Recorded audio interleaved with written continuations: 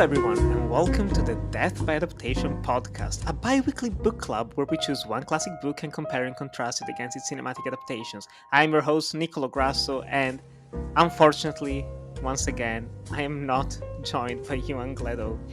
Our good buddy, my good co-host, he is enjoying a well-deserved holiday because too much work, too many things going on. So if you're listening to this, Yuan, you did good. I'm proud of you for taking a break.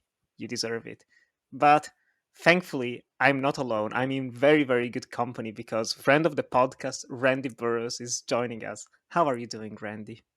Good. I'm doing great, Nick. It's good to see you. Thanks for having me on. I'm really a little bit saddened that I didn't after all these months. Like I'm buddies with you and on Facebook and Twitter, but I still haven't actually Yeah. met him. So, but in his honor, he it seems frequently has something quirky going on with condiments or drinks or something at Yeah, the yeah. outset of the podcast. So I have taken my box of nerds and my Popeye candy cigarettes, which are still a thing apparently in Canada. So, I'll be honest, so, I don't know any of those things. so, What are nerds? so yeah, nerds are a fairly popular little candy. They're very small. It's like grains of sand, but they're just sort of crunchy sugar. And Oh man. the Popeye character for years, like even in my youth, and I'm Hmm? quite a bit older than you, there were Popeye candy cigarettes. And then in the 90s, they said, well, maybe we shouldn't be marketing anything called Cigarette. cigarettes to children. So, but the product still exists. I don't know how my kids got a hold of them because I don't buy a lot of candy for them. Looks like But a anyway, vintage. yeah, Like it's vintage packaging. it's Popeye. And but the only thing is now they're called candy sticks. So I have my quirky products here to nibble on since Ewan's not here. Yeah. No coleslaw, no No no pizza coleslaw. no pizza ordering. No, Oh man. just sugar. Just sugar. I'm getting a sugar rush talking about 19th century high class New York society. Um, so this is a very different episode because for the last couple of weeks, like we ended up talking about the madness and ultra violence of A Clockwork Orange. We talked about the literal filth of an urban Welsh novel. We talked about the Passion of the Christ. Just very very heavy subjects in terms of just graphic content. Not the lightest reads, not the most fun stories, even though there are darkly comedic elements to them. And I thought, you know what? It's good to space those things out. You can't always talk about nasty, horrible things. Let's do something that's a bit quieter, more romantic, more thoughtful, uh, something more poetic, something more lyrical. Well, let's talk about Edith Wharton's *The Age of Innocence*. May and I had a frank talk in Florida. It's probably our first. She wants a long engagement to give me time. Time for what? She thinks I want to marry her at once to get away from someone that I care for more.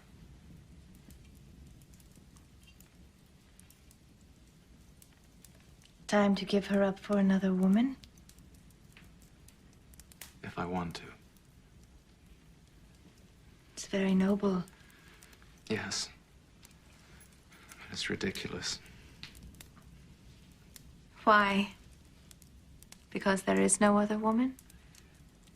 No, because I don't mean to marry anyone else. This other woman, does she love you too? There is no other woman. I mean, the person that May was thinking of was never...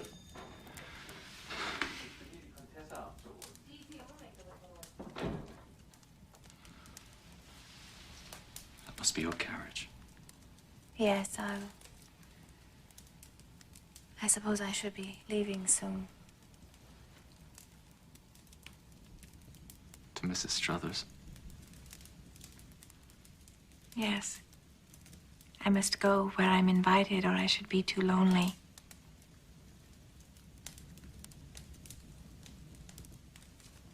Why not come with me? Edith Wharton is one of the most beloved and important female writers of the 19th century to come from America. She was born in 1862. She passed away in 1937. And she had a very interesting childhood. I was reading up on it. There's a lot of information about it. One of the fun trivias, I think you read this as well, Randy, is that the term keeping up with the Joneses comes from her family, because she came from this family. I don't remember the father's name. It was like Jones something. Um, but they were very influential in New York high society, and they were setting different trends and inviting people to parties. So everyone was like, yeah, we have to keep up with them. We have to stay on top with what they're doing. Just very fun little piece of trivia. But Edith Wharton, born in the US, she spent most of her childhood in Europe, and then she came back in America, and she kept visiting. Like, she became friends with painters, artists of all kinds, and she had a very interesting life where she wanted to pursue arts and writing, especially poetry, short stories, novellas, books, but it wasn't considered very ladylike, and she was going against the grain, and that happened throughout her entire life. I think she got married. She had a very sad, unhappy marriage that she ultimately broke off, and all of her writings are influenced by her life, by what she lived through, by what she experienced. And it is palpable. When you're reading her stories, you just feel the texture and the richness of these places, of the meals they eat, but most importantly, of the hypocrisies of society. Her books are very critical of how so called intellectuals and aristocrats act and lie to one another just to get in the good graces of someone who's more powerful, more important. And this leads us to the novel that we're talking about today, The Age of Innocence, which was published in 1920, and it was the first novel written by a woman to win the Nobel Prize for Literature, which makes this the first Nobel Prize winning book that we're talking about on here. I don't think there's going to be many in the future, but it's a fun first. Um, this is the story of Newland Archer and Madame Ellen Olenska and Mary Welland. And Newland Archer, a man who is very much annoyed by, as we've mentioned, the hypocrisies of New York society. He's tired of the facade. He wants to break, he wants to destroy it, he wants to go against the grain, but he's also well aware that he cannot do that. He has obligations to his family, to his soon to be wife, May, and so he is in a very tricky position. And then Madame Olenska, she comes back from Europe, this lady. Oh, look at that. A lady from New York that moves to Europe at a young age. She gets married there, then she comes back to the US and she wants to get a divorce. He starts to fall for her and he wants to help her out because he's obsessed with what people in society think. So he's like, well, I'll do what I can to just save this poor woman from everyone's like dirty things that might say behind her back. But then, of course, he falls in love with her. And what's going to happen? Is he going to marry this woman? Is he going to leave his fiancee? What's going to happen? Is he really that innocent? Why is this called the Age of Innocence? We're going to get into it straight away. But first, of course, Randy, what are your thoughts on the Age of Innocence? Well, firstly, thank you very much for inviting me to be part of this episode. Yeah. I somehow probably tricked you into thinking that I'm a big reader or something, but I'm not. But man, am I really happy to have read this book. I really, really enjoyed this. I was excited about the opportunity to revisit the movie. We'll talk about the movie in a Mm-hmm. little bit. It's been a long time since I've seen the film, so I have a fleeting familiarity with the text. So a month and a half or so ago, whenever you invited me to be on, I Yeah. listened to the audiobook, and I would go on my daily walk and listen for an hour or so each day, and I got through the book in about a week and a bit. And what I found was that the language was so rich. Like, it was a very exciting listen, and I really liked it. Mm. But I really felt I was missing a lot. So I decided to also go back and read the book in full. And I'm delighted that I did that. We were talking earlier, and I mentioned that because I find Edith Wharton, her writing is so rich and lush, and it's descriptive, yes, but further to that, it's all in development of what I would say is another character in the story. So it's not just Newland and Yes. May and Countess Olenska. It's not just them and the supporting characters. The whole aristocracy within New York, the bubble of New York society, the super rich that we're seeing here, that's a character itself. It's Hmm. nuanced. The New York itself has a backstory and it has rules, and it's so nuanced and detailed in the writing. There's just a richness there that I had to read this at my own pace, not at the pace that someone else was reading to me in an audiobook. And I'm really delighted that I chose to do that. I had a wonderful time with this book. I've been thinking about it a lot over the last, you know, month and a half or so. It's Mm. just really, really, really well written, and I really loved it. One of the thoughts that I had, I live in Prince Edward Island, and Prince Edward Island's most famous daughter is Lucy Maud Montgomery, who wrote Anne of Green Gables, Mm. which was released in 1908. And shamefully, I don't know a lot about Lucy Maud's story myself, but I know that it was very difficult for her as a writer. And she Hmm. had episodes with depression and mental health problems. And I was reading about Edith Wharton. Um, I did think a lot about, well, it must have been really tough for a woman to be living in her role in sort of early 1900s, and for Edith Wharton a little bit before that, um, in society, live that role, but also pursue her own dreams as a writer. So I found that interesting, and I thought a lot about the parallels between Edith Wharton Yeah. and Lucy Maud Montgomery, because both of them are very much telling their own stories, their own upbringing, and in their own personal narratives, they're fighting to tell that story and to become an artist, and they're fighting a little bit against what maybe society was telling them to do. Society wanted them either to just stay home and do nothing, or go be a teacher, or whatever society would tell them to do. These women really, they had such a gift and they had a passion for it. So that was sort of on my mind, and I found that really interesting, the little bit that I read about Edith Wharton. But in terms of back to the book and my connection with it, like going back to the Scorsese film, I find, and we'll talk probably about the differences between the film and the book later, but Oh it's yes. really, it was fascinating how different they are. Um, but we'll get into that after. But I really think that this book is a masterpiece, and it's just a wonderful wordsmith. Edith Wharton, just a beautiful writer, and I look forward to discussing this just Hmm. in detail. But I'll just leave it that as just general love, and I'm really curious to see what your thoughts were. Yeah, yeah, I'm very happy that I ended up choosing this book to talk about it, because it's kind of similar to the same, like it shares some of the same reasons as to why I picked Jane Eyre last year. It's one of those novels where like you've heard of it, you've seen maybe one of the movies. It's like, yeah, it's famous, but like how is it actually written? And most importantly, let's take a break from those like male centric, testosterone driven narratives that we talked about and will talk about in the near future. It's nice to have a little bit of a break and to also shine a spotlight on female writers that were groundbreaking, properly groundbreaking for the time. And I actually bought the book last summer together with The Invisible Man, which we also talked about on the show. They were just paired together. It was like, I want to say like €4 for two books. I was like, that's a bargain right there. I'm taking them. I love the movies. I want to know what the books are all about. Um, and so getting to read it, I completely agree with what you said. I got lost in this book in ways I wasn't expecting.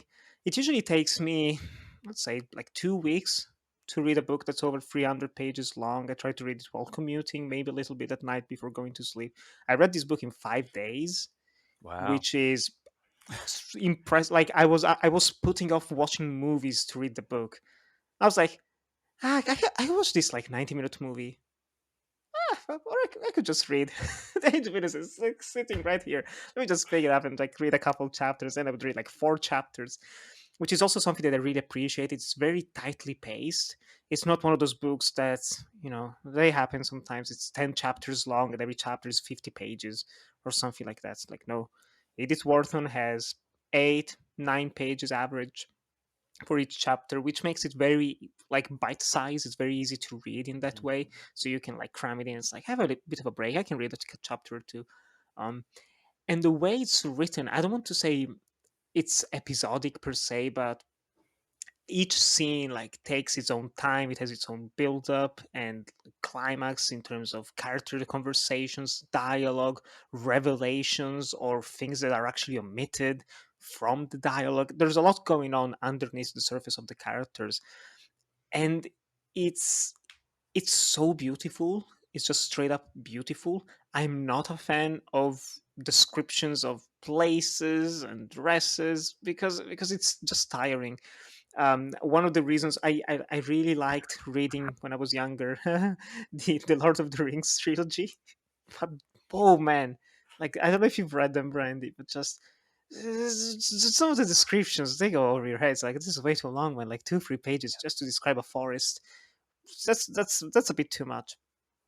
But precisely like you said, like the places, they are a symbol and representation of the society that the characters live in. Like they are breathing living beings. Their houses that they stay in that have different paintings surroundings, like all of the information all actually builds character and builds the narrative up.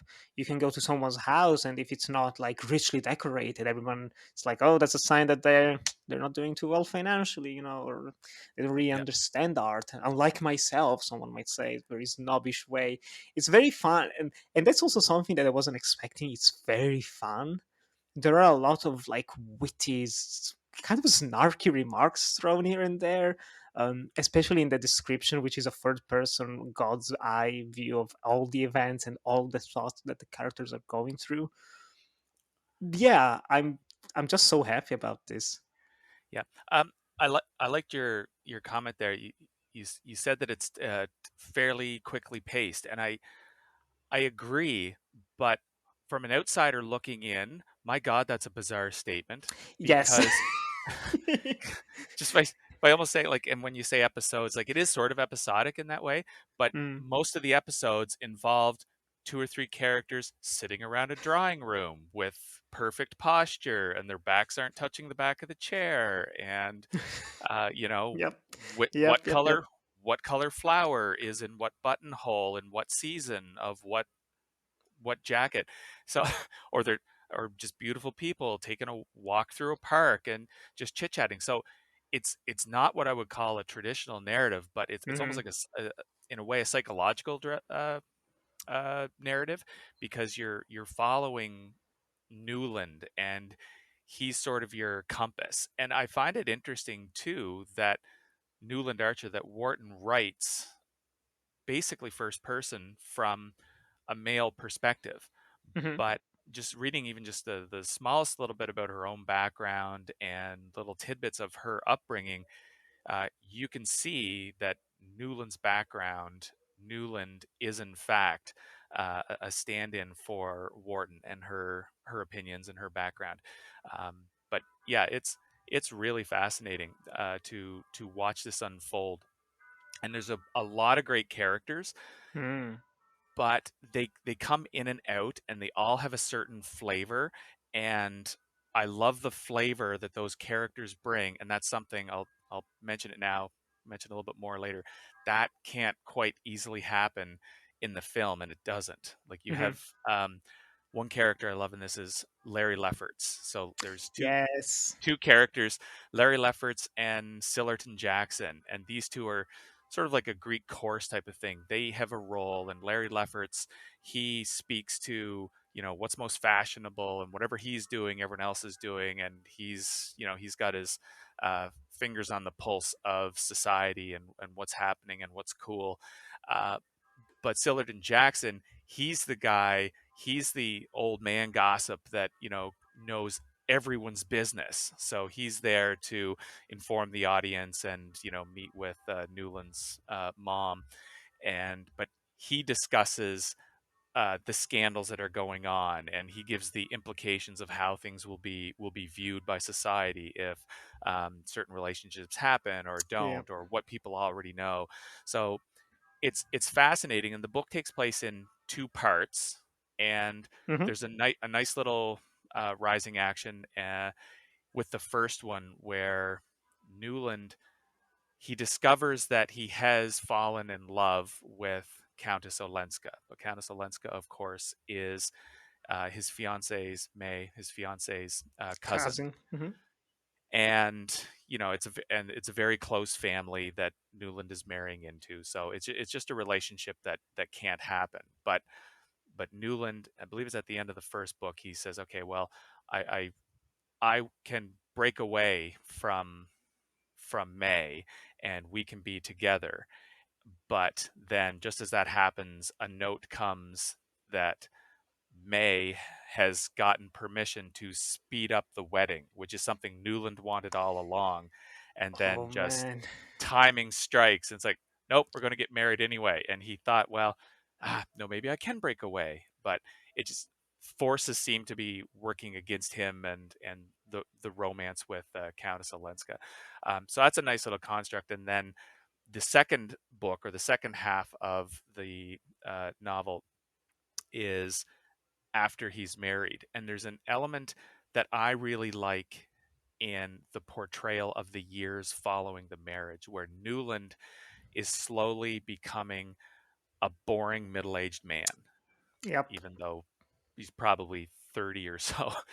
But Very young. Yeah. yeah, he's quite young, but he talks about how there's no more snap in the courtship, and there's no more, passion. Like, his passion is always ever with Countess Olenska, but he can see that the Hmm. institution of marriage is now dull. So now that all the pageantry of the wedding and the breakfast after the wedding and the fine dining and the honeymoons, all that's gone. Well, now he's just a boring dude, and he can see that he's turning into uh, his father-in-law, who in the book is this bit of a dud of a character, Hmm. who always has to go, oh, we gotta go to Florida. I get too sick in the winter.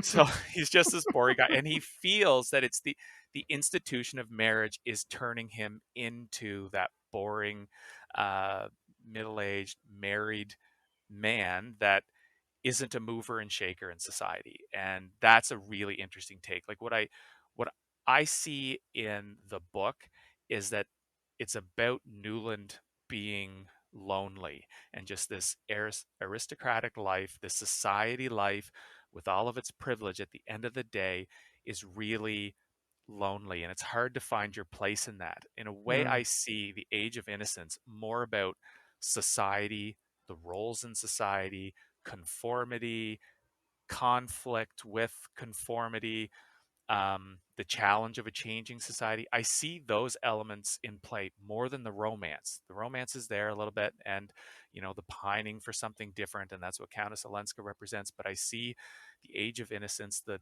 novel, as much more of a social commentary. It's literally a comment about society of Wharton's time, more than I see it as a passionate romance, which is a whole interesting discussion with the Scorsese film, because I think that's plumbed Yes. out there, and that's the driving force of that. But Hmm. but the novel, I think, is something completely richer in a way, because it's about these ideas and these society rules and constraints. But anyway, I'll yield the floor a little bit. I'll let you Yeah, get the no, no. word in. I'm loving this. I'm loving this. I agree pretty much everything you said. I think Newland Archer is such an ironic character in an odd way, because you mentioned everything that happens. Like, he wants to run away with Ellen, or Countess Olenska, as he always calls her. That's, which also, like, tells you so much. Everyone else at first names her Countess Olenska, Countess Olenska. Oh, she wait, what? She wants to get divorced? Ellen, she's Right. just Ellen. She's lost the privilege of being called a countess. But no, he's always calling her countess, countess. Except for the few times where he kind of loses um, like he loses control, we could say, a little bit, and he's just like he falls for her, and then he's like Helen, and just touches her, and it's like oh no, it's getting steamy here. It is a very sensual, like those moments are very very sensual, and in the way they're written, and it's not like for some reason I was expecting it, even though I'd seen the movie, I was expecting it to be closer to something like Dangerous Liaisons, which is a bit more erotic even.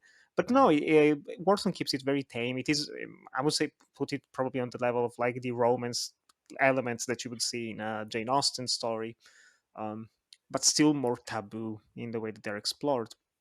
But speaking of Newland, just all of those things happen to him where he's like, oh, and May ends up managing to move up the wedding, so we're getting married earlier, and he just starts laughing at that news.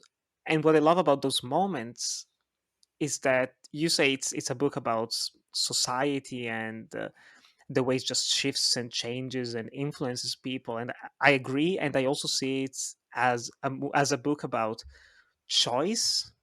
You always have freedom of choice, but it's up to you to actually take it. Newland Archer, bless him, he brings all of the problems down on himself. He builds castles of lies. He starts to try and manipulate people to his own advantage, and ultimately things just, it's like a boomerang, it just throws it, it comes back at him, and he just doesn't catch it in time, it just hits him in the face. It's crazy. He could have avoided trying to push the wedding forward. May confronts him. She's very brave, I'd even say, in that moment where she says, I know there's something going on, I think you're still in love with someone else. The only problem is she's too naive, at first at least, to realize that he's not in love with a woman from a few years ago, who knows, but that he's in love with her cousin. And so he had multiple opportunities to call the marriage off and actually embrace his relationship with Ellen. But that's not what you do. He would love to do that, but that's not what you do. Which also connects very interestingly to the character of Ellen, of Countess Olenska, because she is who he wants to be. And that's something that I find very powerful and intriguing. And actually, I have to say, the version of the book that I read, I want to say Penguin is the publisher. I think Penguin or Collins actually, it's Collins Books publish it, and they tend to have like a few pages in the beginning of just kind of like giving you a bit of context to the author, a bit of context to the book and the themes explored. And what I found interesting is that, which gave me a whole different way of examining the novel, is that standing from the writer's point of view of the from the forward, is that Edith Wharton is present in all three of the major characters. She is Newland, she's also Ellen, and she's also May. And this was very fascinating as I was reading it, because as you've mentioned, just looking at her life and looking at what the characters do and how they act, she felt the obligation that Archer feels, but she also is as strong as Ellen to also go, I just want to live my life. I'm not. I want to pursue my dreams and try to strike a balance between the two things. A bit unsuccessfully, because it's hard to do it perfectly. I mean, she tried and she succeeded, which is more than someone like Newland could say. Mhm. And that's what I love about Ellen so much in the novel, especially. It's all the small descriptions, like she arrives a bit late to a party because she doesn't think it's going to mean anything. She's like, oh yeah, the party starts at 7. I Right. can arrive at like 7:30. It's fine. She enters the room. Hey, it's like I'm here in company of people that I like and care about. It's not like she's trying to act up in very like she's trying to be manipulative and trying to get her in good graces with some of the more influential people of that society. She's very genuine. May's Yeah. naive. She's very genuine, and I love that. I love that so much. She stands up and she's like, "Oh yeah, I think we finished our conversation." She just stands up, bye, and she leaves to go talk to Newland. And it's like you don't do that. How can she dare? Oh my god, what's she doing? And you can feel in the texture of the words, just everyone whispering, "Oh my god, did you see what she did? How dare she?" And Yeah, she doesn't care. absolutely. No, and she doesn't know, and a lot of times she probably doesn't care. I agree. It's masterful, and that's just in how it's written. Like you've got all this texture, and you think about it, it doesn't seem like that's going to be a very interesting scene. A Hmm. lady getting up from her couch at one side of the room, slowly walking to the other side of the room. But it's loaded. It's just loaded with context Hmm. and innuendo and suggestion. And you start to get on Wharton's wavelength with that stuff, so that yeah, you're starting to clue in. Oh wait, that's something that most people in this world wouldn't do. Yeah, it's really fantastic. I like that idea, that concept, and it's probably true what you were saying earlier about all three of these main characters represent some part of Edith Wharton. Like May Mm. is probably that's Edith Wharton's childhood. That's how she was raised, to be innocent, pure, and follow the rules and the etiquette, and A you know slave, that basically, that to that's who she tradition. was. And I'd say Countess Olenska is who she became, with knowledge and confidence in herself, and figuring things out, and questioning the world around her, and being comfortable in the world of the arts. That's probably who Edith Wharton became. And Newland is probably the in between, Hmm. right? Because he's constantly questioning, he's constantly filling out both sides of the ledger. Well, if this happens, then that'll happen, or I can't possibly do this because my hands are tied this way. I Cause and followed effect these rules, constantly. right? So like even little things, like it's so well written and layered and nuanced, like, and just things like Newland's character, you get the sense as you're reading, okay, I'm following, he's a male protagonist. So he's assured and confident, and he's a bit of The a winner, breadwinner. Hmm. a breadwinner, but he's not the player that we think he is, because in society it's May and Ellen's family. They're the Mingotts. They're the power players, and Yes. Julius Beaufort, he's this suave hot dog that comes in. I think he's not European though, right? He's not. He was in England for a long time, I think, is Yes. how it Yes. goes. And I think it's the Mingotts family helped introduce him back to New York society, because he had Hmm. some wealth acquired. So A very there's prominent bachelor. yes, and he's such a sleaze in his own right. Like, he's such an easy character to not like. So you understand why Newland doesn't like him, because he's new money. But at the end of the day, it was the Mingott family that helped bring him here through relations to his wife and what have you. But it's a very layered web that we don't get to see, because Newland, he's no one. He's no one in this world. Like, he's not a mover and a shaker. The movers and shakers are the Mingotts.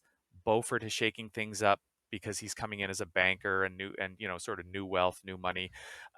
The And then the Vanderlutens you the have as well. Vanderleudens, Woo! they are They're the they're high a, table. They're just above that's everyone else. yeah, that's right. They're the Godfather, right? So when they Yes, yes. Oh, it does feel like the Godfather, right? Just sorry to interrupt, but there were yeah, moments just reading this book where I was like, this feels like the meeting of the five families in the Godfather, where it's like yeah, carefully moving around like a chessboard, all the pieces. yeah, Like, you do this, you do that. We talk about it. Sorry, go ahead. yeah. Yeah, no, but that fabric which is created in the Mm, book just fascinated me constantly. And you start to get this sense, well, Newland is nothing. He's just doing what society tells him to do. He has no passion for being a lawyer. He's just a mm. lawyer because being an architect wasn't considered fashionable. It was really, he could just be a lawyer or a politician or something. Like, there was, and you know, who wants to be a politician? So he just practiced law, but he's got no passion for it. And there's even a suggestion that he's a deadweight at the office, that they just give him stuff to do. He comes and goes, you know, You like never see him work, like basically. I know of people who live that existence at work, and it's like, oh my God, like, this person comes at 10 and leaves at 3, and holy crap, who do they think they are? Well, he's like a distant cousin of the van der Luydens. That's who he is, and the law firm probably has him on staff because of his connection to the van der Luydens. It's And nepotism. It's straight up com- just nepotism com- constantly. completely. And as much Mm. as there's a little bit of discussion actually about arranged marriages and how that happens in Europe, and that doesn't really happen in North America. Well, yeah, no, this is probably orchestrated by the Mingotts, and so that the Mingott clan can be connected to the van der Luyden clan because Newland's like a distant cousin. So it's all fascinating, but none of it has to do with a traditional narrative. It's just these interesting connections. It's like delving into ancestry.com or something, and you find all Yeah. these little interesting tidbits in your own family history. It doesn't form a narrative, but it creates a bit of a tapestry of where you came from. And that's sort of what it feels like when you're reading this. So yeah, I love this. And I love the fact that as the book goes on, Newland Archer, he is not the stud in this. He's just a normal guy. He happens to be really smart and interested in the arts, and at the end of the day, he's just a lonely guy, and that's the appeal in Ellen Olenska. I don't think it's so much it doesn't feel ever really, I know it is, but it doesn't, to me, I don't take it as a romantic interest. It's just an academic interest, someone with whom he can share time because they're on the same wavelength. If you just start striking up a conversation about a similar interest, he's got no one to talk about similar interests with.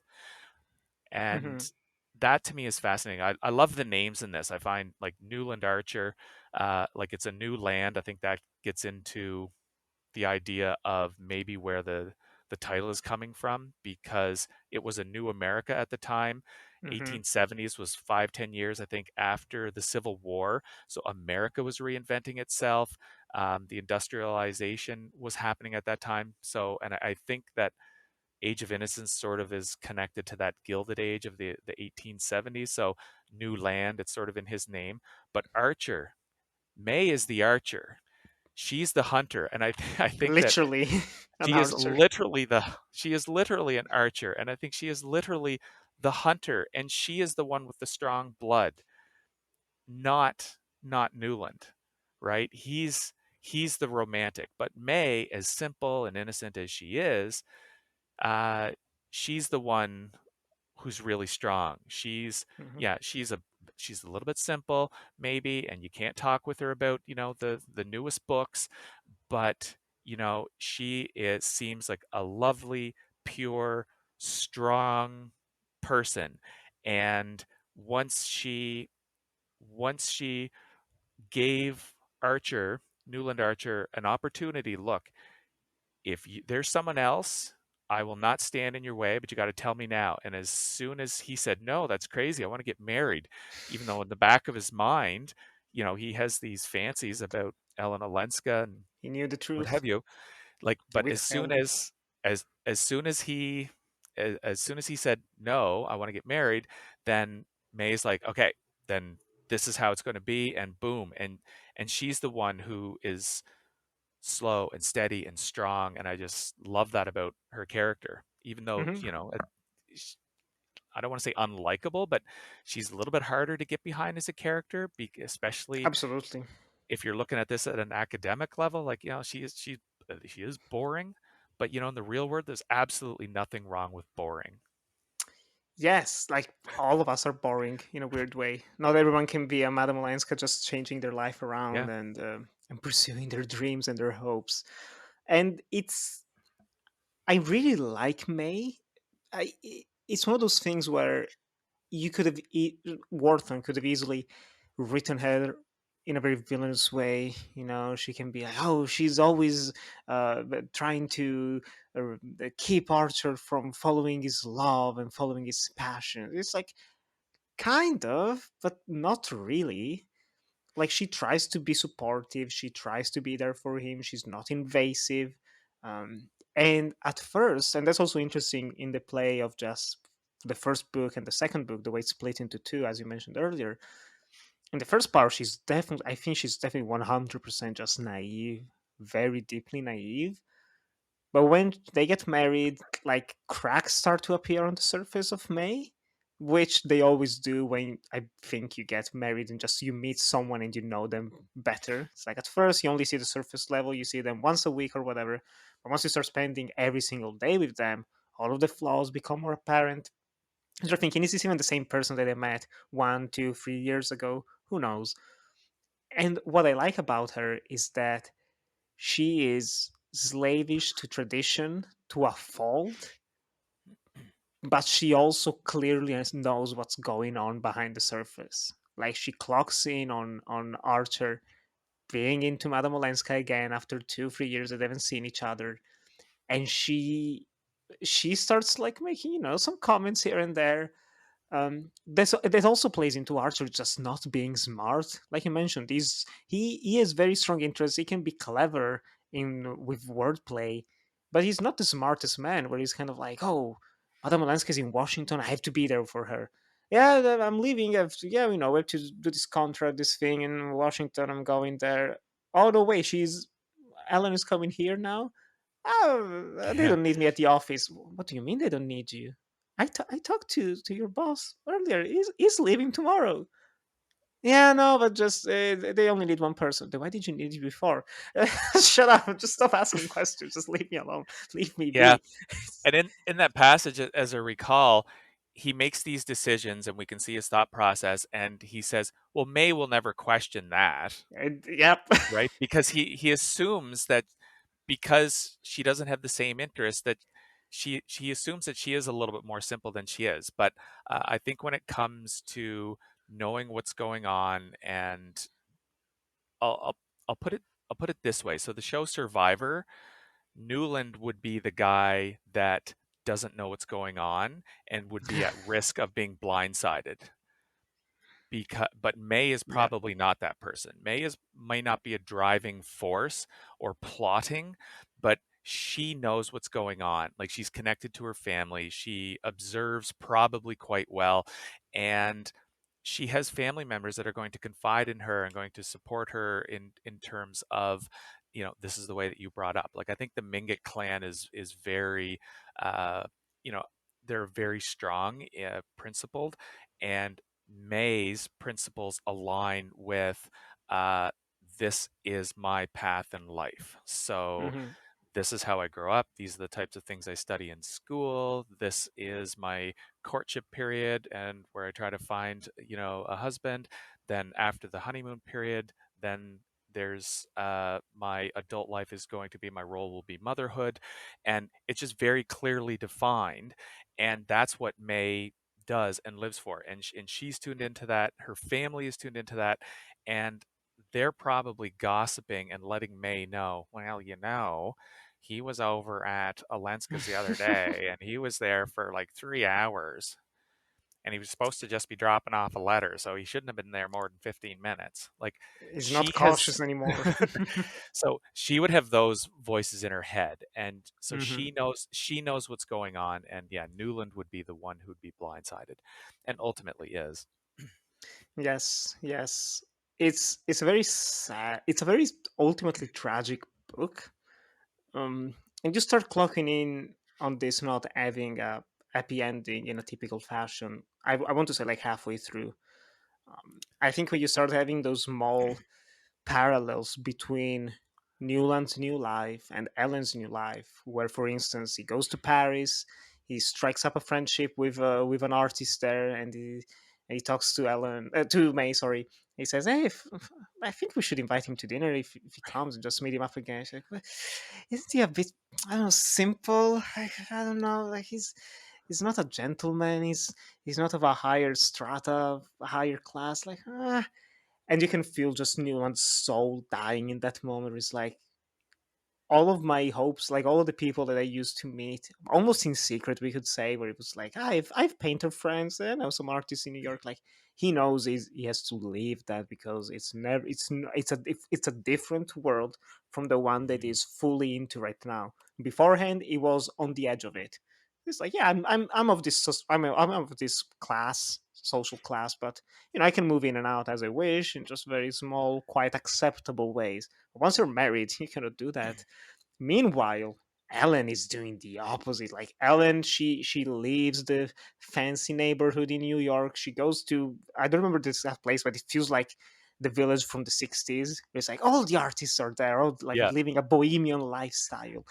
she's living her best life. Bless her for that. And then she leaves and she goes back to Europe at the end to live on her own. And she doesn't take the bargain and the offer to go back with her husband and just pretend to be married. It's like, oh, she can do a dinner here once or twice, go to an event with him. It's like, no, I want to live my own life. I want to do what I want. Just leave me be. And I think that gives pain to Yeah. Newland. It's Yeah. pretty I sad. I wish there were a way, because that's sort of a good moment where he wants to meet that friend that he meets in Paris or wherever they are. Hmm. Um, he wants to invite that person because he feels that he can connect. There's the loneliness. He wants to connect with someone that he can talk about the arts or the latest exhibits or what they were reading. Like, that's the companionship that he really seeks, Hmm. and that is shot down by May, and that's sort of sad. And he's probably saying to himself, damn it, according to the constraints and the confines of the rules of society, she's damn it, she's probably right. And I just wish, and I would like to think that during the married years that we never see, that he would reach out and say, well, no, I'm still going to go out some Friday night with this person, or I will have them in. I will outvote you on that one, May, because I want to have an art friend come in. I like to think he did that, but I don't think he did, because I just think that wouldn't be acceptable or fashionable, and that's a bit of a tragedy. And I think what Hmm. Wharton is doing is she's raising these things where you see, well, that's a terrible way to live, and that's maybe a terrible way for May to be. But I think she's filling out the ledger on both sides. I think Hmm. that that's certainly a negative, but at the same time, there's so many good things about May and her rigidity and her accepting of the roles, because what we learn in the last chapter, where it briefly explains their life together and they're having kids, like they do that in the course of Like 25 years or something, 30 20 years of 25 their years in life. the span of 6 pages or something. It's But incredible. that she embraced her roles, as we sort of get the feeling that she would. She's a rock, and she's raised a certain way, and she's not going to sway too far to the left or the right or to the up or the down. She's just who she is, and she's going to embrace those roles. So when motherhood comes along, she's all about family, and she, in fact, she nurses their youngest son, Bill. We never meet. Hmm. Bill was at death's door, and she nurses him back to health, and spending all that time with him, we infer that she, in fact, got pneumonia and died, as a result, really, of putting her everything into her role. Hmm. So I think Wharton is pointing out, look, this is there's elements of this which really suck. Like, you're so rigid, and gosh, can't you just see that Newland needs a friend? But at the same time, that rigidity and that buying into and believing in your role and just doing it, like accepting that's who you are and just doing that all in, that's noble in a way too. Because in fact, she saves her son and gets sick as a result. So I kept trying to think, reading this, like, is Wharton condemning or is she celebrating? But I think it's really, she's just filling out debits and credits, both sides of the ledger here. Yes, yes. And actually, while you were talking, I was actually thinking, did Edith Wharton ever have any children? And Uh, quickly looking up, she apparently didn't, okay. which is fascinating, honestly. In the way it can, I think she absolutely respects May's choice, and in a way, the entire epilogue. Let's just talk about the ending as well. Just that final chapter plays into what you were saying of just Newland ultimately just a very boring, normal person, like many of us who have dreams and doesn't manage to follow them, and just this is life. You just accept some things and move on and try to survive the best you can. And it's very nice that he kind of you know has a okay marriage with May. Hmm. It's not the best marriage, it's not perfect, it's not the most exciting one, but there's respect between the two of them, and he cares for her a lot. And there's also like the passage where He ultimately grieved her when she passed away. Like genuinely, it wasn't Hmm. insincere. Like he was feeling the loss of of his partner. And it's those moments that I think make this story feel more rich and believable than the heightened, ultra romantic version that could have been. I think, which also plays into the actual ending of the story, where Archer is almost 60 years old. He's like very old. He has multiple children, and one of them is getting married as well. And he says, "Oh, Dad, let's just have a last father and son bonding experience. Let's go to Paris. We have to do a couple of things. It's like I have to do things for work, and then we also have other things to do. For instance, one of the things we should do, it's visiting cousin Ellen. Sorry, I mean, because she's staying in Paris, I think you want to meet her up." And I love that passage of the book where like the kid straight up says like, "Oh, I think you two had a thing, right? You two had not an affair, but like you fancied each other and you kind of liked her. She was the love of Right. your life in a weird way." And just that kind of crushes Newland because it's like, Because everyone, everyone knew. Like, everyone knew. The kid right. said it so calmly as well. But it's like, Yeah. hey, you just really care for her. You just really liked her, maybe even loved her. It's like, how you can just say that straight up say that? How dare you?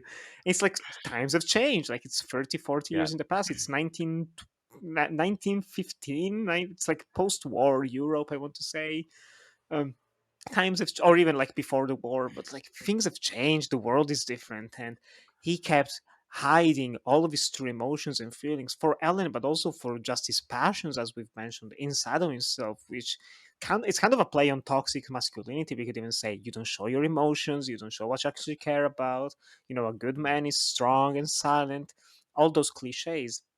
And to just have his son just straight up say it in a very calm way, it's not like he's not making a joke out of it. He's not trying to be like, "Oh, Dad, what you're doing." It's like, no, no, no. It's a very genuine statement or question, and that kind of breaks everything for him. And also the thought of like, "Oh, I could meet with her again, and we could be together," because I'm a widow. She's divorced officially now. Probably is not seeing anyone. She would like to see me again, and that's where someone else would have made this a happy ending, because in the end they managed to spend the last 5 years of their life together Right. happily after all the time apart. But Newland knows that that's not possible. Edith Wharton knows that's not possible. So in the end, he has to deal with what happened, the realities of life, the choices that he made, the mistakes that he made. And so he says, "You know what? You go ahead. I'll just be outside. You go ahead, son. Just tell Ellen that I'm old fashioned." She'll understand. It's like just You know, perfect way to end it. yeah. You know what? I love the ending too, but I would throw this take on it as well. I think it is a very happy ending. Mm. I take it as where Newland Archer, he has reconciled his Mm. past. He has said to himself, you know what? I had an awesome partner, and I'm friggin' lucky to have had an awesome partner. And I may have had a thing for Elena Lenska, and she may have represented a lot to me in the past, but that was a window of time 25, 30 years ago. And if I go up there, that perception is changed by seeing her again now because our Mm. context is so different. I'm 30 years older now, she's 30 years older now. A lot of water has gone under the bridge since we're different people.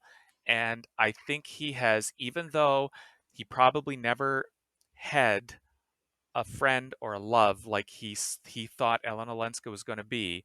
I don't think he ever had that, and that is probably a hole in his life. But at the end of the day, I think that he's walking away having reconciled his position in life and saying, I had an amazing partner at the end of the day, and we were a good team raising these Mm. kids. Hmm. They And seem very nice as well. yeah, Very and nice kids. he's accepting of it. And us, the viewer, we might be programmed a little bit, viewer, Hmm. sorry, reader, we might be programmed to say, yeah, I would like to see them together. Wouldn't that be nice? But I ship them. I think the reality is that is nice, that is poignant.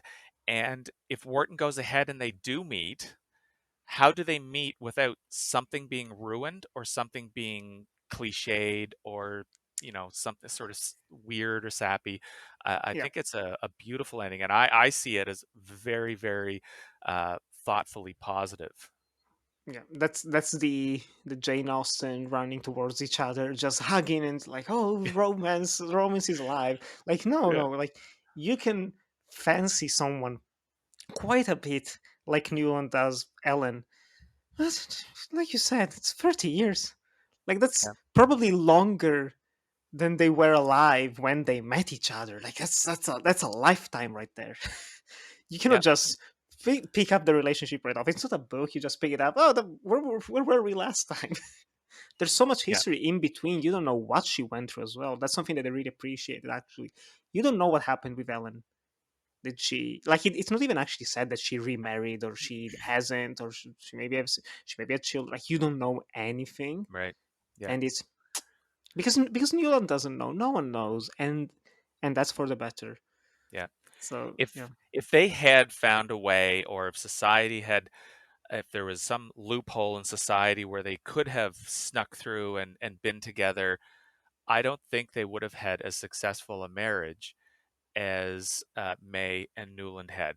Like I honestly, I think they're two different people, and what May isn't, she's rigid and knows her role and all of that. I think just in reading along and following along with Newland, he's so thoughtful and over analytical to a point, but he's probably also very flexible.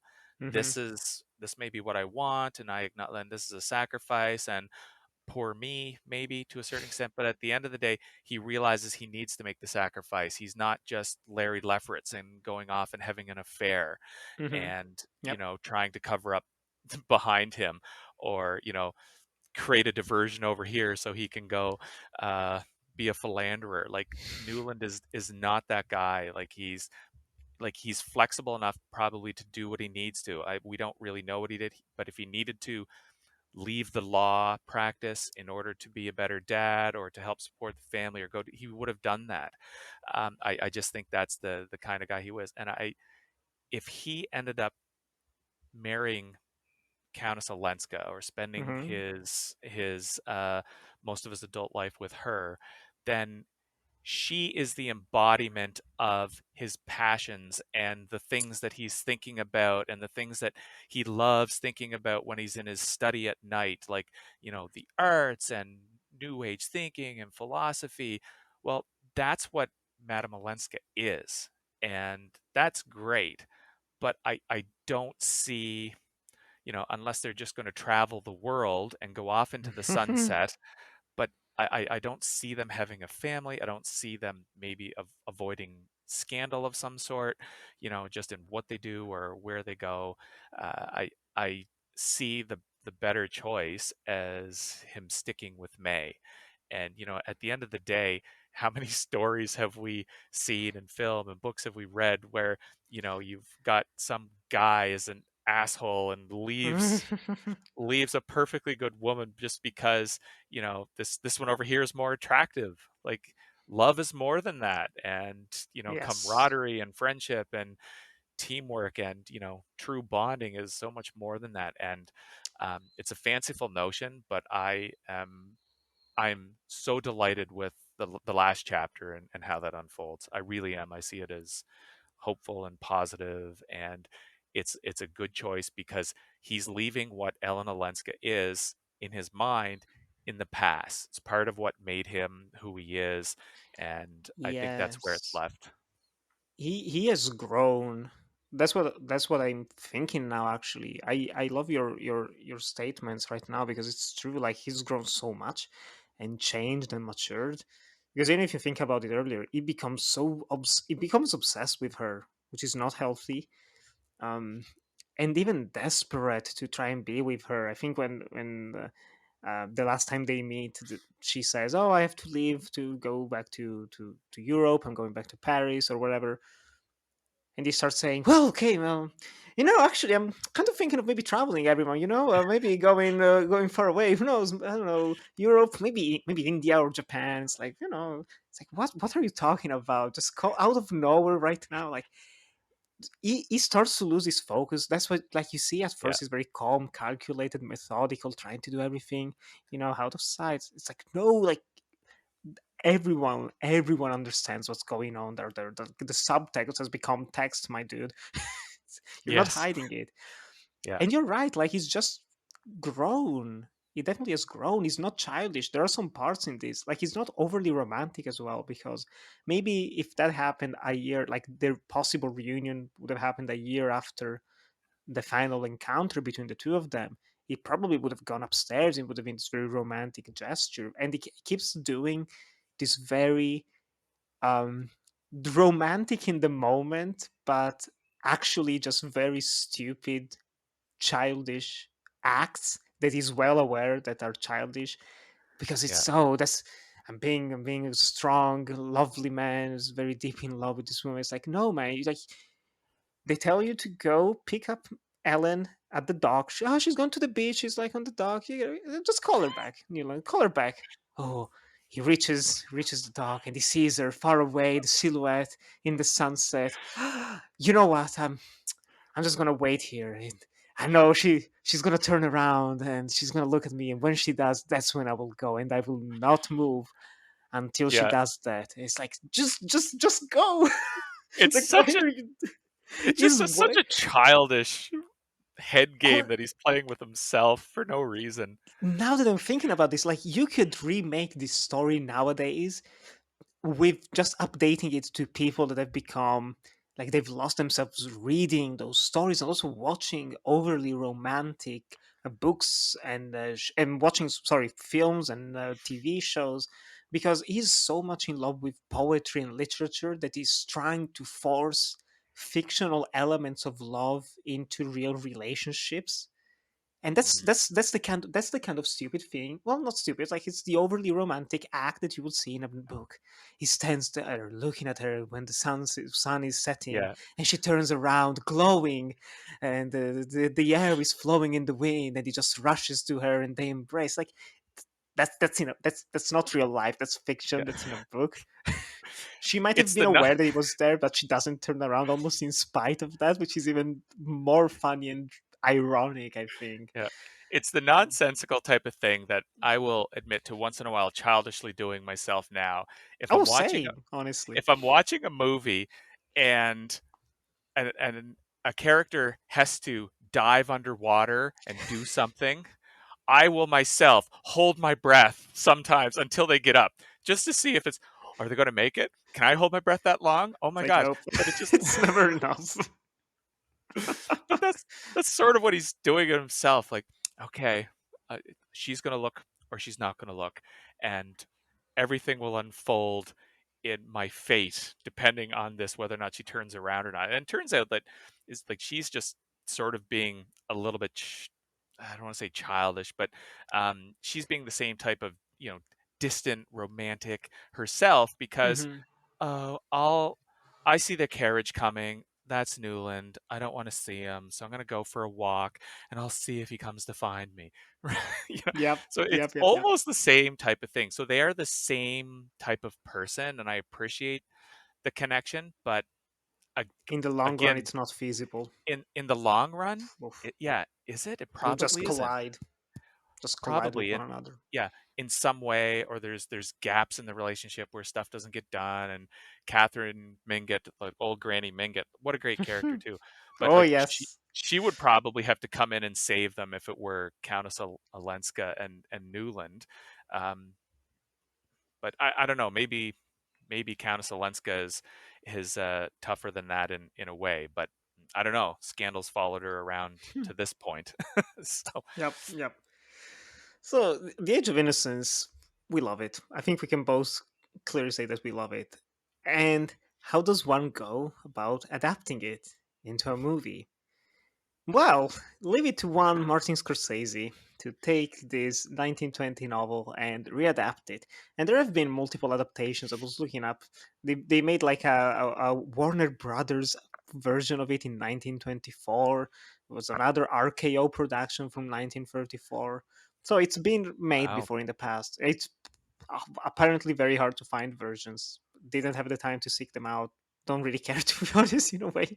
But most famously, Martin Scorsese directed it in 1993, starring Daniel Day-Lewis, Winona Ryder, and Michelle Pfeiffer, among quite a few other important names that we'll definitely get to. But this production was Oscar nominated, Oscar winning costumes, very much beloved at the time. It was coming in at a moment where you were having movies. I mentioned earlier Dangerous Liaison, that came out some three, four Yes. years before that. Jane 88. Austen was back. Yes, Jane Austen was back in, like, you had Kenneth Branagh making all those adaptations, and Sense and Sensibility. Like, all of those movies were coming out in the 90s. So it was the golden era, we could say, one of the last moments, great moments for period pieces and prestige adaptations of classic romantic novels being made by Hollywood, with such, like, big stars, big budgets, just lavish production designs. Um, and so we have The Age of Innocence from 93, a movie that I'm very curious to hear your thoughts about. I watched it, not really thinking much about it back in the day. I think I want to say during the pandemic, I did a Martin Scorsese retrospective, just diving deep into his entire filmography. And this was one I was looking forward to because he's such an outlier in his body of work. Of course, he's not just the gangster guy. He's made other movies. We know people, but to be honest, like, when you think Martin Scorsese, you don't instantly think, "Oh yes, the director of Kunduk." It's like, no one does that. Yeah. Just let's be honest here. Um, and so I was excited to watch it. I watched it, really enjoyed it, and rewatching it now, I have to say I love this movie, but we'll get into it. It is a different beast from the book. What are your thoughts on the movie of The Age of Innocence, Randy? I'm super interested now. Yeah, well, I saw Age of Innocence. I forget if I saw it in theaters at the time, Mm, or certainly saw it around the award season. Was it 93 that it came out? Was it, or 92? 90 93, yeah. 93. So I saw it, I'll say the end of 93 or early 94, but I forget where. But I saw it around that season. And I was just quickly looking up because I knew that Scorsese had an adapted writing, like writing an Yeah. adapted screenplay nomination. And I was wondering if this happened to be his only writing nomination. But it isn't. Goodfellas was a writing Okay. nomination for him as well, um, because he Impressive. co-wrote. Yeah, he co-wrote this with Jay Cox, is it? I think. Anyway, I think it's a great Yeah. adaptation, um, in a way, because I read the book and then I went back and watched the film. So this is the first time I've seen the film. I'm pretty sure it's the first time I've seen it since I saw it in theaters. So I have all of the source material fresh in mind. Mm, And as I was reading the book, I was wondering to myself, well, how is this adaptable? Like, how are you going to get this network of family trees and the aristocracy? How are you going to flesh that out? And how are you going to tell this story of these families in a changing society and a changing upper class? And the short answer is you cut a lot of that out. I think where yes. the film is focused, it really latches on to the romance and the romance only. So this is a beautiful film. I really love this as a romance. It's a unique and beautiful and fresh romance. You have absolutely wonderful performances. Yep. I love Winona Ryder in this. Daniel Day-Lewis is Mm, amazing, and I could also easily fall in love with Michelle Pfeiffer in this. Like, she is so good. But a lot. radiant. Oh my God, yes. So this is masterfully handled, but Mm, I really have to treat it as two entities. Like, and it's easier to do with other books versus films. As you've discovered in mm, the episodes of Death by Adaptation, that you do have different versions of stories, and Scorsese's version is strictly a romance, in my view. It's a love story, and this is a film that zeroes in on the passion and on the ideals that Newland falls in love with in Countess Olenska, and how he's sort of trapped by this marriage that he's already in, and he was happy with his fiance and his love and his position in life, but you don't get a lot of the powerhouse moments in the film that you get in the book. Like, Hmm. for instance, the van der Luydens, swooping into the rescue and befriending Countess Olenska, and then the rest of society, reels from that. Oh my gosh, like the Godfathers, the Godfather and his wife have spoken, and that does not have that significance in here, because this is Hmm. really just about the passion of the two.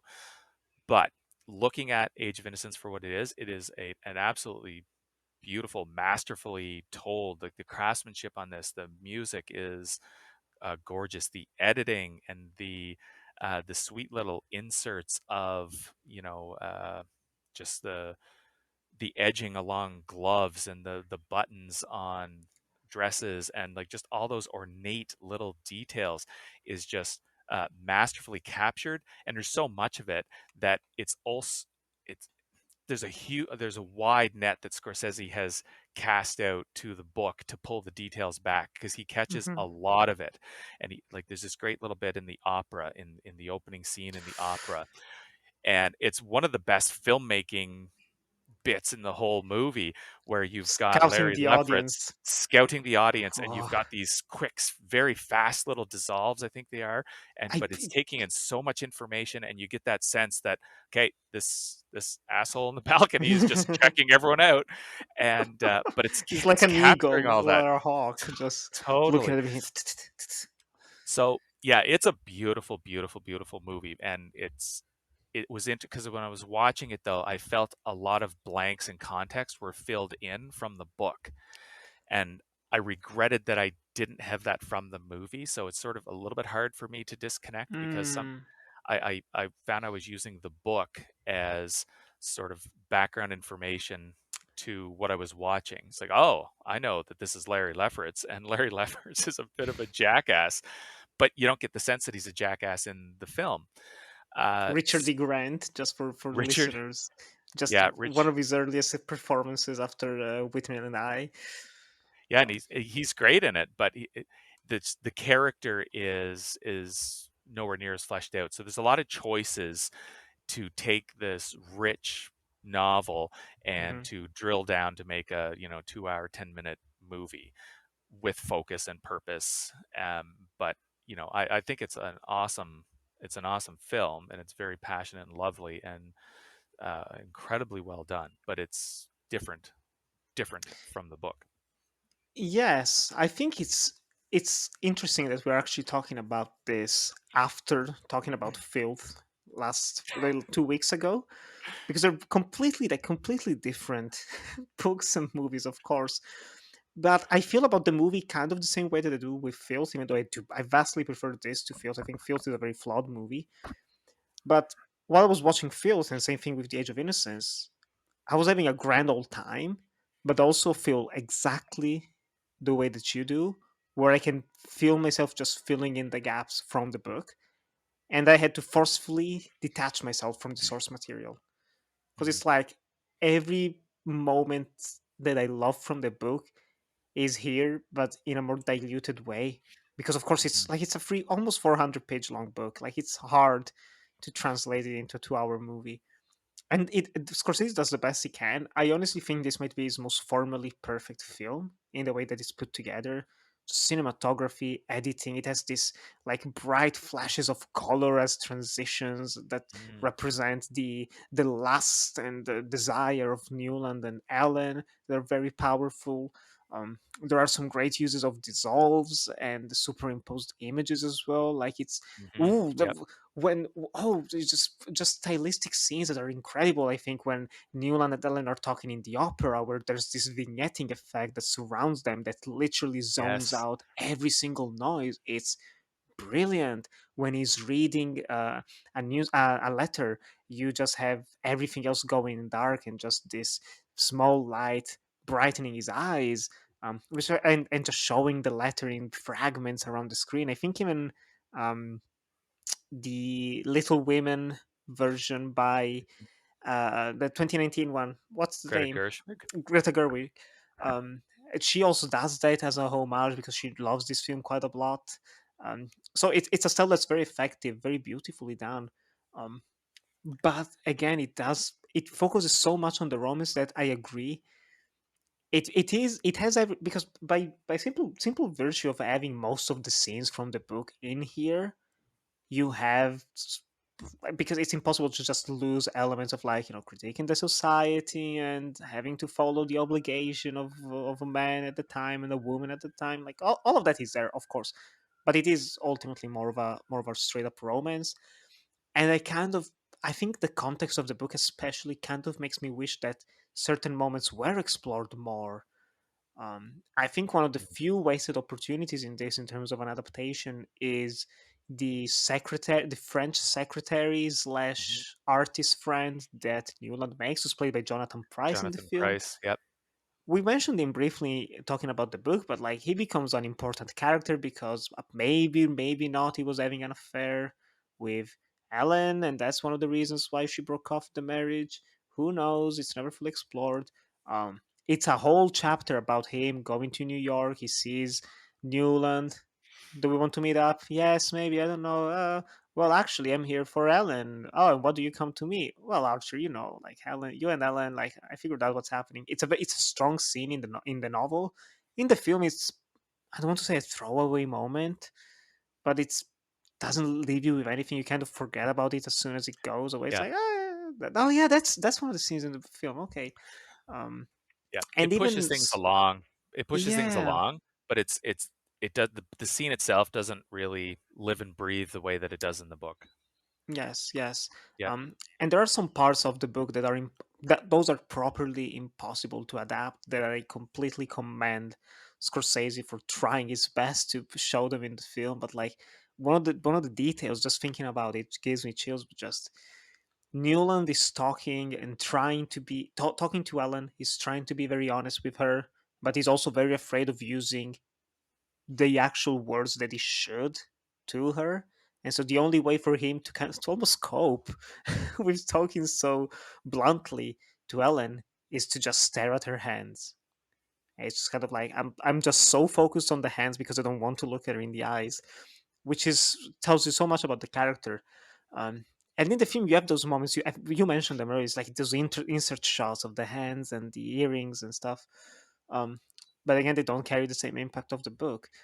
But if I remove myself completely from the source material, I love this film so much, and I know that very good friend of the podcast, friend of ours, and my co-host of the Uncut Gems podcast, Jakub Flash, hates this film because he says it's just about boring people talking in boring buildings in a boring time. And fair enough, but just even you said it best, like talking about the novel, and I think the movie itself just manages to be so engaging and so watchable when there's very little happening on the surface. Like it's literally a Mhm. movie 2 hours of people talking to each other, and there's a bit of a romance. It's like that's it. Should be way more bland than this.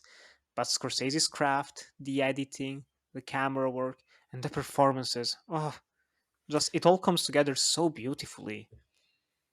Yeah, I'm in love with the three lead performances, and especially Michelle Pfeiffer, and Oh, how she didn't get a nomination that year. I forget if she did for the BAFTAs or not, but anyway, she didn't for the Oscars, and she is so good in this, especially as a yeah, contrast to May. Like when May comes into a room, and Winona Ryder sits down, her back is erect, her back does just not fully touch the back of straight. the chair. It's like just strictly Downton Abbey formality.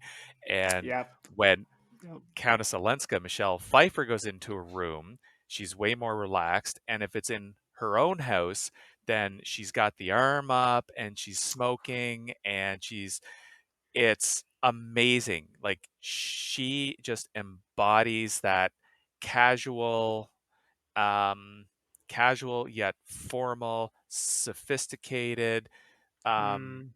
just, it's the word.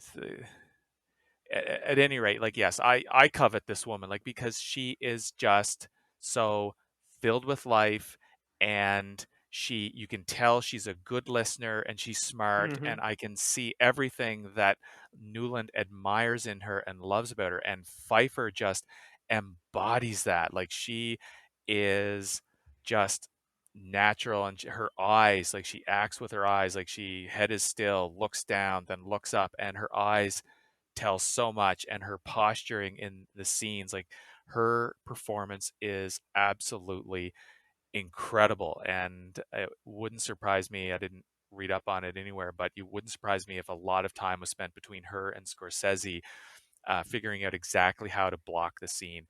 Like, to me, this film is amazing primarily because of the performances. And then by the Hmm. time you put a lot of Scorsese's craft into creating this world as the best that he can, then you really do have a special film.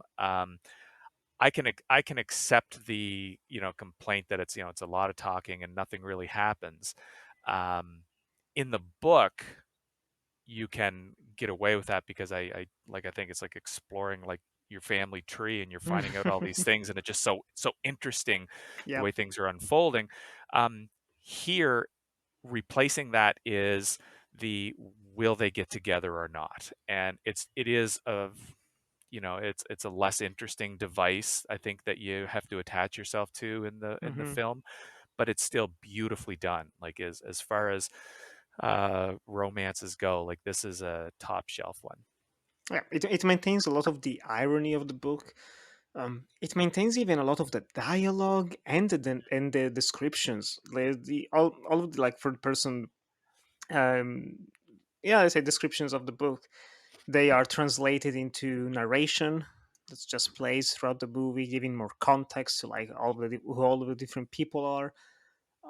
To the point that I almost feel it wasn't needed in certain parts to, like, know all of the characters, because you mentioned, like, Lafferts, like, he doesn't do anything in this film. So it's like, why Right. are we spending 5 minutes in the opening just telling you about people that you're basically never going to see again in the movie? Well, fair enough. Fair enough. It gives the movie texture. It makes the world feel lived in, definitely. Yep. But it's an unfortunate byproduct of adapting it and trying to have it be a bit on the leaner side. Maybe I wouldn't be surprised if there's a lot of cut content. Maybe it was just editing it with Thelma Schumacher, and they were like, we cannot have everything in this." Just start Mm. what's important. The romance is important. That's what the audience will gravitate towards. That's kind of how you have to frame it as well if you want to make an engaging movie. I think it's very hard to maintain the looser structure of the book when writing and directing this. Like, I think this is probably the best possible adaptation we could have gotten. Um, um, you mentioned some things may have been cut. That's it. It would be interesting to know if there mm, were elements that were shot and were cut. I would wonder if there's a great moment in the book which I think speaks to a lot of society, and that's when Beaufort's business collapses, and then he tries to cover it up and continues to pursue investment from other rich families just to pad his wallet, mm, even though this scandal had come about. And this, of course, causes enough anxiety for Catherine Mingut to have a stroke and all kinds of things. So it's a great little bit in the book, because what's it say about society, and what's it say about how things are changing, and new money versus old money, and mhm, acceptance and mhm. scandal, and where do the chips fall. And it speaks a lot to the fact that Beaufort went on with his life and whatever. um, that here just is just a little tidbit, and I think it has to be there because it's just one of those little bridges to get you to the next part of the story, to get you to the next, like, it, because the film does try to be fairly faithful to the flow Mhm. of the narrative, and this is sort of an important little piece that gets you to the end. um, but it comes and goes, and it It's doesn't almost have too throwaway. much, a little bit. And Mhm. so there are moments like that where I'm just thinking of this now. I'm not thinking of it too much when I'm watching the movie because I know all of the context of it, and I know that, my God, Beaufort's such an asshole, and like, how can he do this? And I hate this guy. Like, he's so unscrupulous, and uh, so I have all of that baggage with me from the book, and in a way, it gives the film a pass. And looking back, well, maybe it shouldn't. Like, should that have been thought through different? So there's some weaknesses there a little bit, that some of these moments, they just, in the instant, they seem important, and the film's edited so briskly with its pacing in a way that maybe you don't really think about it. But you know, that that scene in particular um, didn't really go anywhere in the film, in my mind. Yeah, I don't want to make this statement because we've made it a couple times in the past, and it's a bit like, it's like everyone says it, but I think this could work really well as a miniseries. You make I it was like thinking three, that. 4 episodes long. You have enough time to spend it with the characters, with the world, the side cast. No need to rush through events. Make it 4 hours, 5 hours maximum. I Yeah. think it would work beautifully well. I was surprised rewatching the film that for a movie that's so focused on trying to be a deep, passionate romance, or a forbidden romance, actually, because there's very few physical contact between Newland and Ellen, which also is beautiful in its own way. But I was surprised that they removed the entire sequence where they actually lived together for like 1 or 2 nights in, I don't remember, was it like near a river or something? I don't remember the actual place in the novel. But there's like that Oh, whole sequence where they are together and they talk in a room, and this is back and right. forth, and they go out and they do some dancing. And I was like, that's like prime quality. Like, you want to have that in your film because that's when they are being more passionate and it's more of an affair, Yeah. even though there's no it never becomes fully sexual in a way, which is very, again, very tame, very respectful, I'd even say. But yeah, I was surprised like that was cut. But again, it has most of the important scenes, if not all of them, It does. just That's an straight up. Yeah, it's an interesting comment. I think you're right, and we live in a world now where world building Mm, is sort of the new flavor, yep. whether it's a cinematic universe where you're trying to package a bunch of movies in the same world, or miniseries, and you get a lot of filmmakers with strong filmmaking voices. They're going that route, right? So Mike Flanagan is one. He's done a couple of these series. Um, Pablo Larraín, he did the Lisi Hmm. story. Like, there's just a lot of these examples. Soderbergh's done it, and Barry Jenkins. There's just a lot of these examples. So yeah, a book like The Age of Innocence would completely benefit from that type of an adaptation. I think you're right, because when you hit this book in 1993 with the focus of turning it into a 2 hour, 2.5 hour movie, choices have to be made, and the choices are going to be, okay, are we going plot, character, theme, in this case romance, where are we going with this, how are we going to get this arc and make it satisfying Yeah, over the yeah, course of 140 minutes. And to do that, to extract that from the novel, there's a lot that has to be cast away, and Scorsese deserves a lot of credit with how he mhm, has strung this together and the world building that exists in this 2 hours and 20 minutes, whatever it is. But there's still other bits that are so good in the source material. Yeah, it speaks to the value, if not the importance, of having the alternative of miniseries, especially yeah, in a world that needs so much content. But yeah, this would be a great miniseries in the right hands. yeah. And just like, generally speaking, we have the only two things we haven't mentioned yet that I think deserve to be mentioned. First of all, the score. Elmer Bernstein, love it. I Yeah, forgot how good it is. yeah, It's me this too. Gorgeous. classic sweeping orchestral score that just takes you and elevates certain moments and certain scenes to just, new heights of passion. Incredible. And also, we haven't mentioned her yet, but just poor Miriam Margolis. Is that how you say it? I think Miriam so. Yeah. Margolis, yeah, who plays Catherine Mingot. Yes. You have Daniel Day-Lewis, Michelle Pfeiffer, Winona Ryder. They're very good. They embody their character perfectly. I think she's the only one that takes the character from the book to a whole new level. Yeah. Just she is fantastic in this. She steals every scene she's in, just sitting on this gorgeous sofa surrounded by hundreds of small, I don't know what breed of dog they are, but just the cutest fluffy dogs Yeah. everywhere. She's eating this, chewing the scenery. She's having so much fun. Like, oh, she's a standout. Whenever she came on screen, I was like, yes, I like her in the book, but like in the movie, I was like actively rooting for her whenever she popped up. I was like, yes, more of Yeah. her. Yeah, she was great. I loved her in this, and it's such a great character. And again, I feel drawn to talk about the character in the book, but she brings the character to life, and just in how she enlivens the character with so much energy and backstory, and she's just such a loud, I don't want to say overbearing because she's so lovely, but she is, if the van der Leydens are the godfather, she's the godmother of this society. And Yeah. it's just such a rich character, and she's one of the players, right? Like, so she Hmm. is one of, she sent, going back to the book, like she sent Alenska and I think a couple other uh daughters to Europe to be married with royalty in Europe because she wants to diversify her family. She's like a CEO, and she's trying to diversify the family. It's a And business. that's right. So whatever families you marry into, that's like an acquisition. So she's Yep. strengthening the family that way. And she's bold. She's been running a household, because her husband died when she was 26 or something. So Mm. she's just always been this way.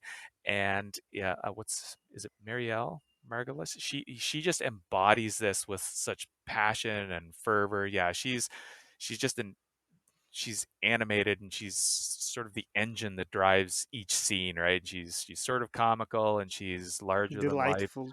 Just Yeah. delightful.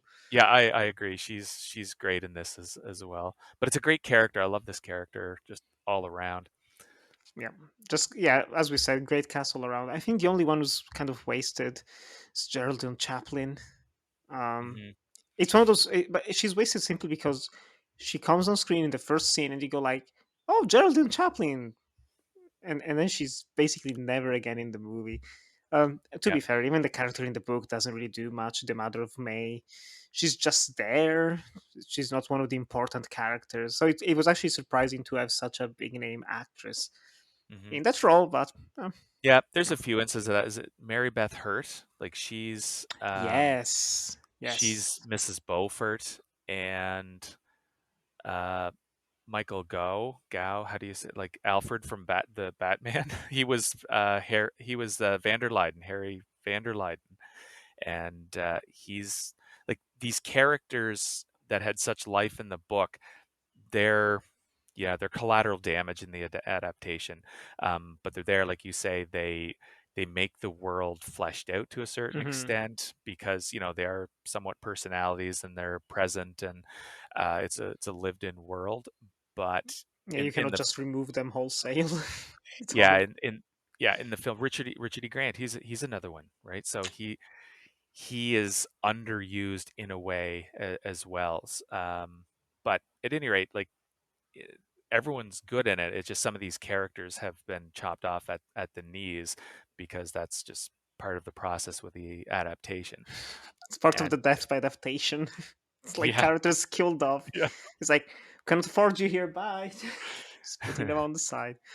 I think ultimately the final question, of course, of the show is, what do you prefer? And I think the answer is easy in this one. But what do you prefer, the book or the film of The Age of Innocence? Randy, final thoughts. The book, like, I love the movie. I think it is a great romance, and it's a beautiful cinematic entry in Scorsese's filmography. Hmm. Absolutely. But at the end of the day, I would call it a solid B plus, whereas I would call Edith Wharton's book itself a solid A. It's just so rich. The reading about the world and the family trees and the way society works and just how nuanced all these rules are, that a backward glance can communicate something to other people in the room or can communicate something to me, the reader. I just think Mhm. there's a level of power and depth in that that is just wonderful. I'm so happy I read this book, and yeah, thank you for inviting me to read it because it was very, very satisfying experience. I really liked it. You're more than welcome. I wholeheartedly agree. Love this book so much. I think the movie is a standout in Scorsese's filmography, and there's a lot to love and admire in it. But the book is just so much better, um, which is something that we've kind of fallen into more recently on this show. it's it's coming to the conclusion because at first we were always like, we tended to watch movies that were actually better than the books, but it's just so refreshing to find a book that's actually that good. It's like, yes, this is better than any possible adaptation. And I'm so happy, so happy to have read it. I'm so happy to have discovered Edith Wharton. Um, I keep saying Wharton. Is there actually an H at the end? Wharton, No, Wharton, no, Wharton. yeah, just Wharton. I don't know why. It is Wharton. Um, but just love it so much. To me, this is like 2022's Jane Eyre. Even though I like the movie way more than Jane Eyre adaptation, it's like I couldn't put this down. It's long-ish. It's not even that long to be honest. It's like standard book, but just it was hard to put down. I was just Mhm. constantly in it, engaged. Didn't make me emotional per se, but I definitely felt strong emotions by the end. And I think it's because it's such a subdued, moving piece of work that gets underneath all of the contradictions that Mhm. make us human beings, how we change our own lives, how we can change them for the better, but then also make choices that maybe change them for the worse. And that maybe we should just say, like, flip off society and be like, I want to be myself. I don't want to be stopped by conventions, traditions. It's one of those. I don't. I think it was a sentence. I should start writing down quotes from the books, because I think there was a quote in this about just traditions is something that starts off, and like someone says this has to be done this way, and after a while just it gets lost through time. It's just, this is what we do. Like, why do we do it? Doesn't matter. This is what we do, and we don't change it. And it is hopeful and optimistic, and that's what I love about it. It gets to the end. The world can change. Tradition can be broken for the better. Uh, Mhm. the sound. I think it's, is it the Sound of Newland can marry a Beaufort illegitimate child, or out of Mhm. wedlock. I don't remember. It's just those things can happen, and no one bats an eye. It's like Yeah, such a that's powerful message. We haven't mentioned it, but like, yes, it's yeah. The 2 pages with the son and the things that he says, like, speaks to the change I think that Wharton saw in her life, right? Like, I yes. think that's a fascinating piece to me as well. And something else we didn't talk about that I'd like to insert here. One thing I found fascinating about reading the book, and it just dawned on me, I think after I finished the book and before I sat down to watch the movie, Hmm. is that it's set during the period right after the American Civil War. And that is never 1870s. Yeah. yeah, because I think the Civil War in the States was in the 1860s, if I'm not Hmm. mistaken. So Exactly. there you've got an era there which has to have been tainted by the politics of the time, Hmm. and change was happening, like the Industrial Revolution or some part of it. I know there were sort of waves of it that was Hmm. kicking in.